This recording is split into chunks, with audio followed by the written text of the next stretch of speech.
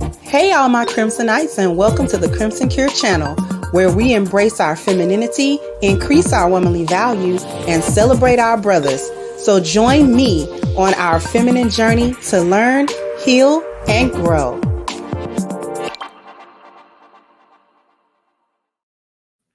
Hey there, my Crimsonites, and welcome to the Crimson Cure channel. I'm your hostess, femininity coach, and author of the Crimson Cure, and this is my perspective. So we've got an interesting video for you guys today where a Black woman kind of says the quiet part out loud about how they feel about the wigs versus their natural hair. And so I'm not going to waste too much time. Here we go. Do not have long hair. They do not have long hair. They do not have long natural hair. Black hair does not grow.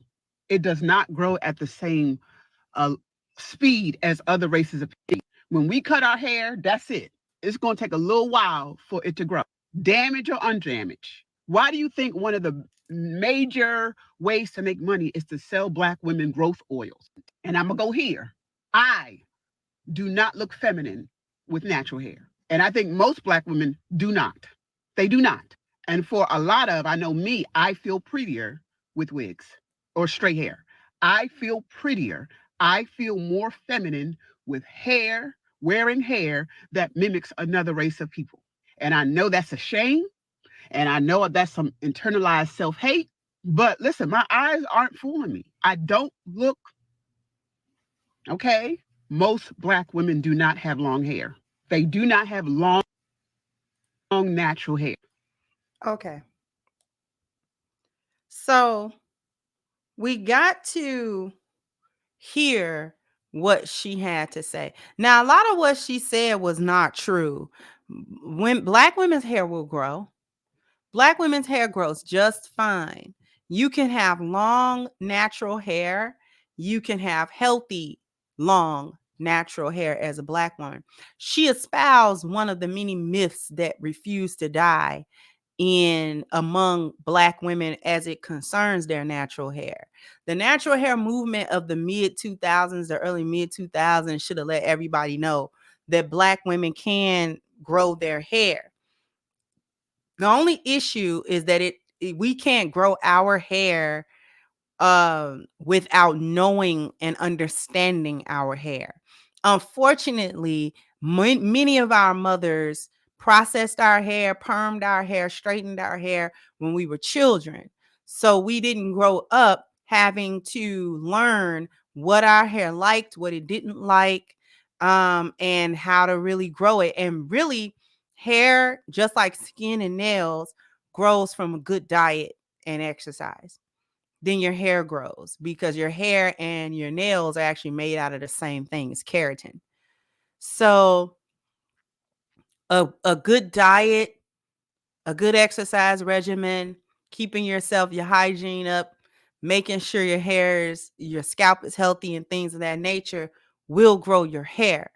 Sometimes you can get to a plateau, or sometimes you don't know what to do with your hair. That's where beauticians come in at. That's where people who, now they've got YouTube. And I know that can be a confusing road.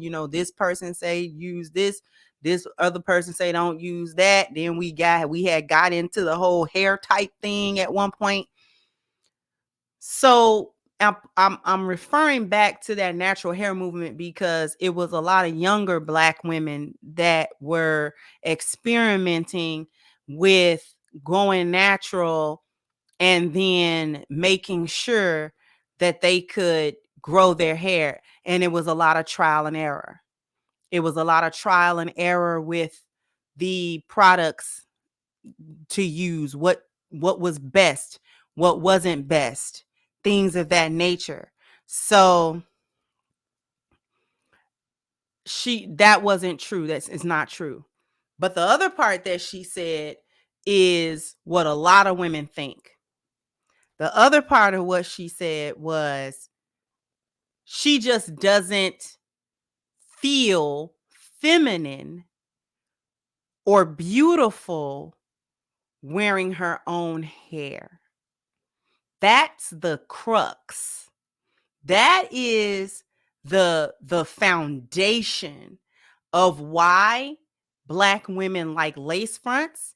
That's why they like bundles. That's where all these evolutions of wigs and sew-ins and quick weaves and all of these other things to do with your hair versus your natural hair. So she is, you know, that's where all of that, that's why it's a multi-billion dollar business, Black women's hair. She's not, the women in the comment section are kind of cap, because when we look at it, they're saying, girl, speak for your own bald-headed self. Most Black women who I know wear wigs, their natural hair is long. They wear wigs because they don't want to deal with their hair, not because they don't have any. So she doesn't look feminine now either. If you don't love the skin you're in, just say that. Don't put this on Black women as a whole. The self-hate is high and the self-esteem is low. The reason why I'm saying that's cap is because if the majority of Black women felt comfortable with their own hair and felt beautiful in it, just as beautiful or more beautiful than the Peruvian bundles and this kind of lace front and that kind of thing, they would be wearing their hair. Point blank, period. Because I know that there are women who wear wigs whose natural hair is long. I know some of them women, when they take them wigs off and take their hair down, they actually have hair, but they don't. It's not just lazy where they don't feel like dealing with their hair. They don't feel as beautiful. And I'm going to need Black women to stop the cap with that. Like, stop the cap with trying to convince everybody else that you're just as confident with your natural hair, whether it's long or short, as you are with this fake hair. Because if that were the case, we would see it in real time. What we see in real time is the whole weave thing. We see that. And it's not just, oh, well, I want to switch your look up. Why come your look don't ever switch to your hair then? If you're just switching a look up, why come it don't never switch to your hair? What's wrong with your hair? You just switch wigs. You go from deep wave to French wave. That ain't no switch, because it's still a European type of hair texture and curl pattern. I was watching them girls that was doing the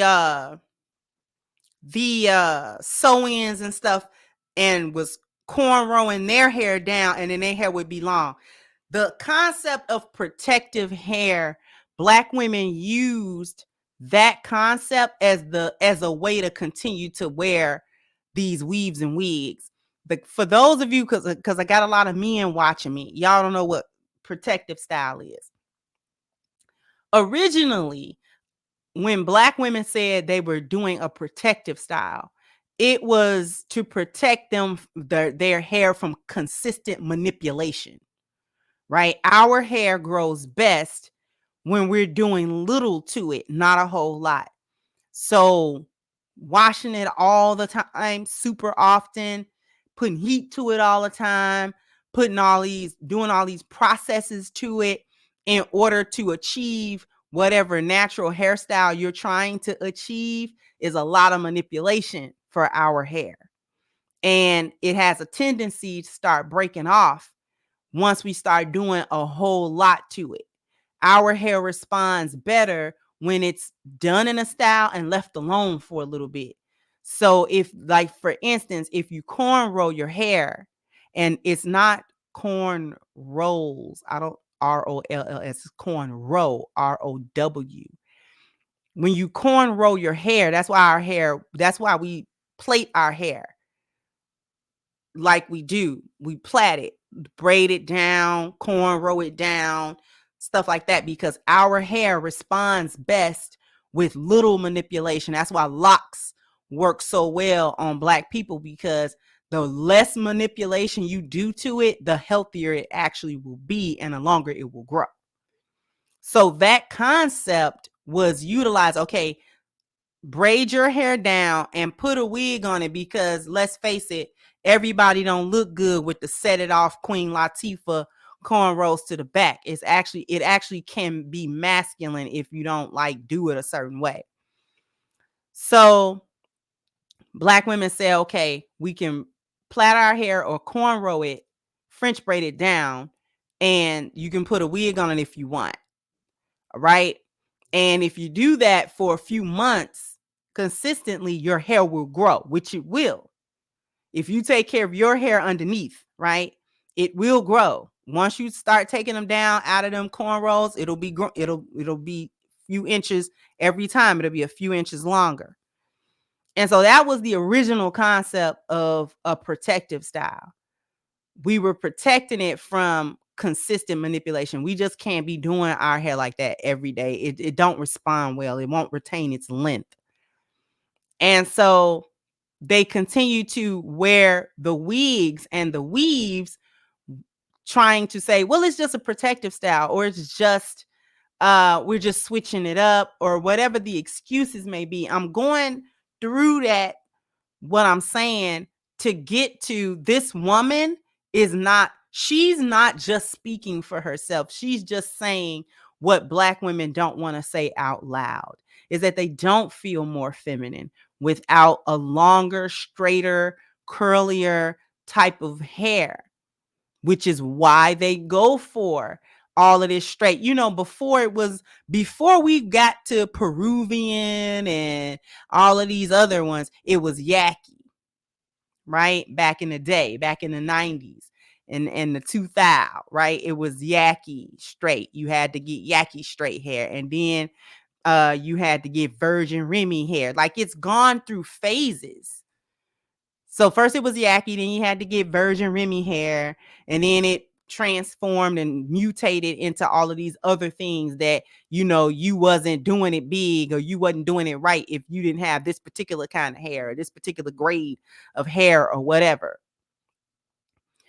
And until they started going to all lengths and getting these bundles. All right. Oh, you shouldn't be wearing beauty supply store hair, right? That was considered low.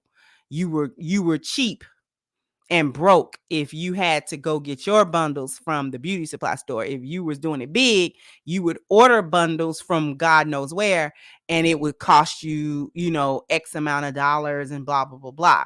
And it was like a status symbol with Black women. The more you spent on your hair, the higher grade you were. You were a baddie if you spent X amount of hair on the good hair, and make sure it's the human hair, and make sure. See, it's like a status symbol. It's like men compete with each other with cars or something. Women compete with each other with wigs. Black women will compete with each other with the level and grade and texture of the weave that they are able to purchase and put in their head. Say I'm lying. I dare somebody to jump in my comment section and say that I'm not telling the truth. I watched you. I'm a woman. I'm a Black woman in America. I know what we were doing. I know what you said. Even when I stopped wearing perms, and I never was into wigs. I don't like wigs, but I was more into braids and stuff like that. Every once and again, you could get me in a I think I tried to sew in like once, and it wasn't even like professionally done. I just didn't like it. I didn't really like it. So I never got into the whole sew in and wig thing. I don't really like wigs. So I was more into the braids and twists and stuff like that. But we did that too. Right? So along with the people that I want to, you know, I want everybody to jump down in the comment section, and I want to have this conversation, because this is the conversation that Black women do not like to have. And she just kind of said it. And she recognized that it is a form of self-hate. And I want Black women the Black women who can't bear to go outside and show the world a regular hair, and ain't nobody seen your hair in 8 months, not even you got a problem, sis. But jump down in the comment section. Let me know what you think. Like, share, subscribe to the channel if you have not. Once again, I'm your hostess, The Crimson Cure, and this was my perspective. Bye-bye, Crimsonites.